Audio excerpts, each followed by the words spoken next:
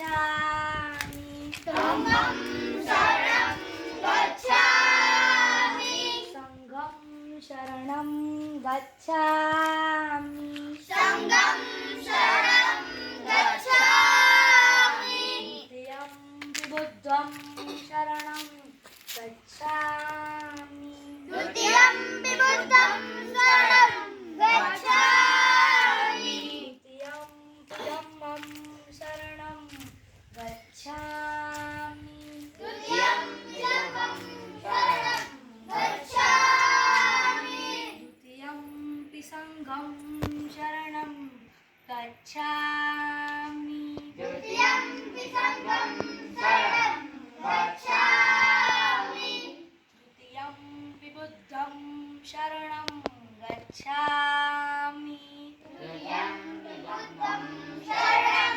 गच्छामि तृतीयं धम्मं शरणं गच्छामि तृतीयं धम्मं शरणं गच्छामि तृतीयं संघं शरणं गच्छामि तृतीयं धम्मं शरणं गच्छामि पाणातिपाता वैरमणि पाणातिपाता वेरमणि सिक्खापदं समाधियामि सिक्खापदं समादयामि अदिन्नदाना वैरमणि अदिन्नदाना वेरमणि सिक्खापदं समाधियामि सिक्खापदं समादयामि कामेषु मिक्षाचारा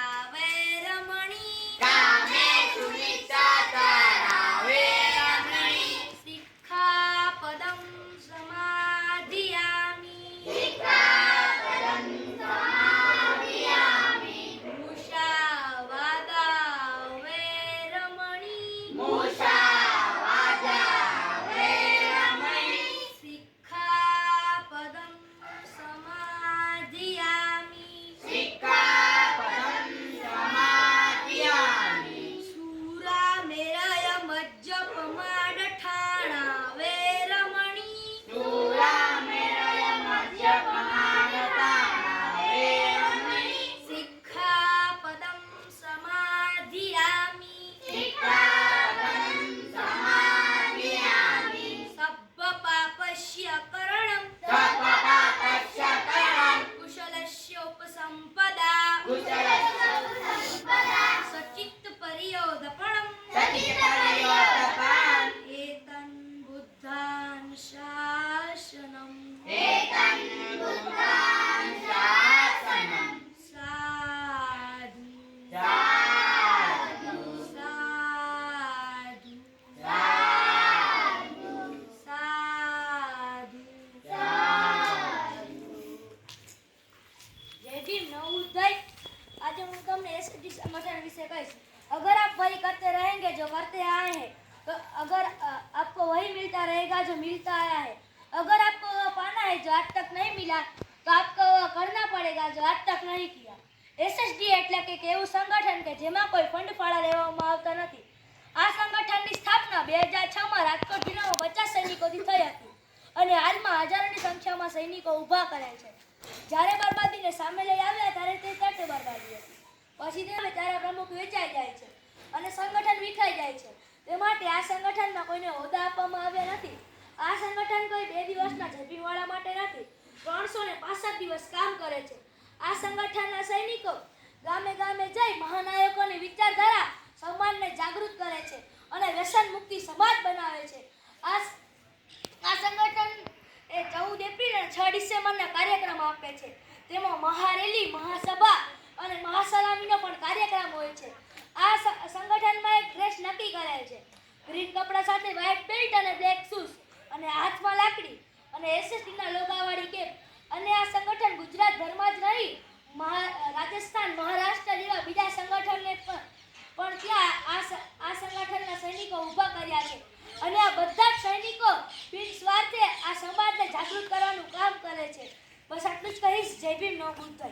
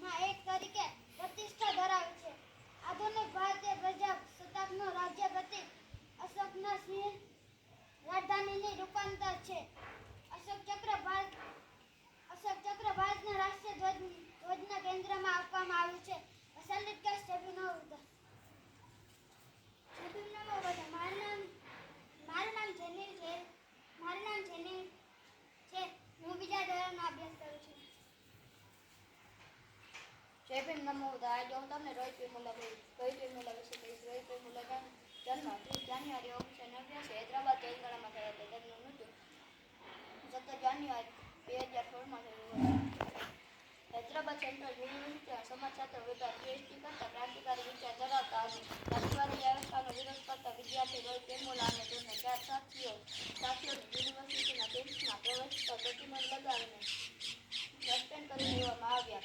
યુનિવર્સિટીના આવા જાતિવાદ વર્તન આજે હું તમને કહેવામાં એક વિશે જણાવી રહ્યો છું, જેમણે બામ સાહેબ જેવા સંગઠન અને બહુજન સમાજ પાર્ટીની સ્થાપના કરી. તેઓ માનનીય કાશીરામ સાહેબનો જન્મ 15 માર્ચ 1935ના રોજ પંજાબના રવરાપુર ગામમાં થયો હતો. તેમનું મૃત્યુ 9 નવેમ્બર 2006 નવી દિલ્હીમાં થયો હતો. તેઓ ભારતીય રાજનૈતિક અને સમાજ સુધારક હતા.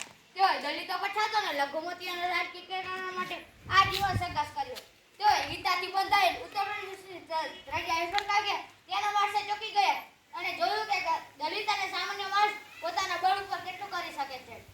ડોક્ટર આંબેડકરના કામ માટે માનવ કાશીરામ સાહેબે પોતાના DRDOની વૈજ્ઞાનિક તરીકે નોકર સાહેબ બનવું એટલે કે નીવની ઈંટ બનવું.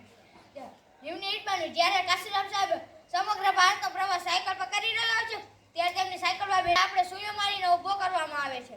આ સમાજ પણ એવી છે જેને આપણે ઊભી કરવાની છે. અમારું છેલ્લું અને આખરી વાક્ય, જેને જવાનીમાં ચમચાગીરી લાગી જાય છે અને આખી ઉંમર દલાલીમાં નીકળી જાય છે. જય ભીમ.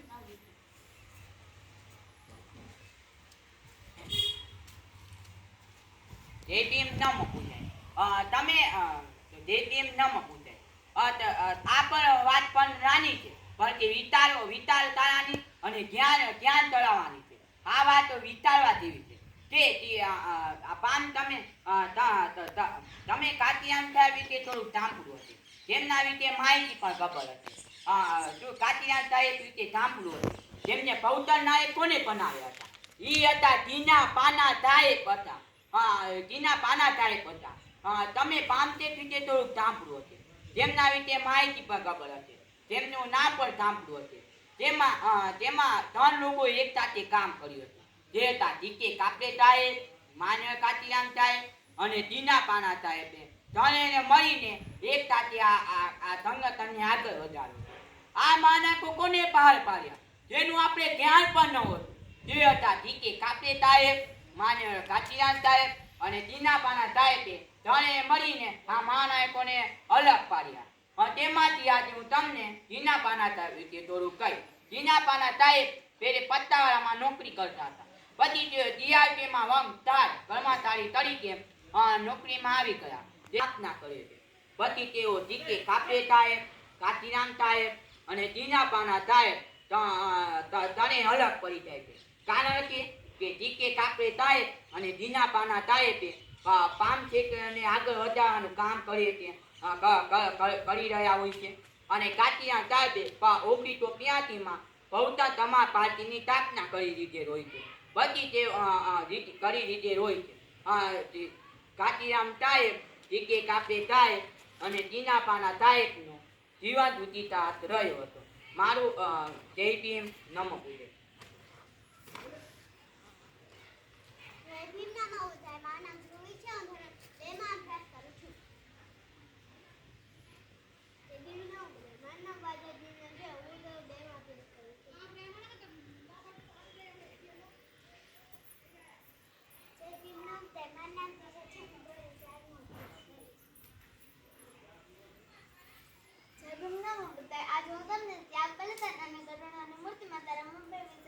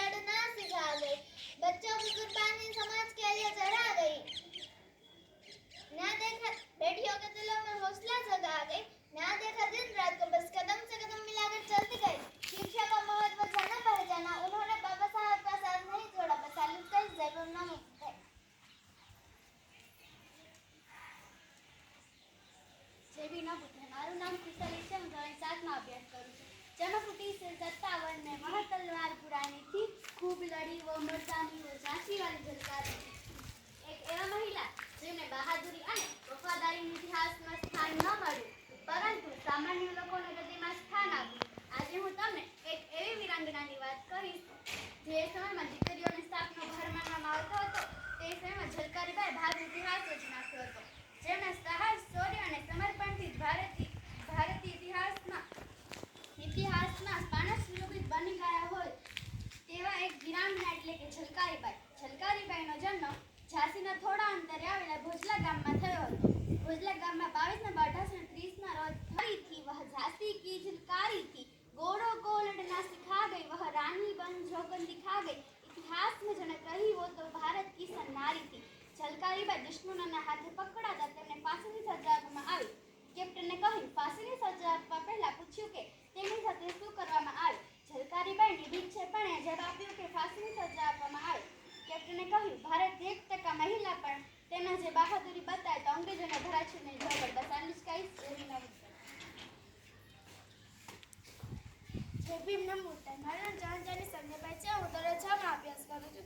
आज हम તમને વીર મેઘ વિશે કહીશ. हमारे गले में हांडी और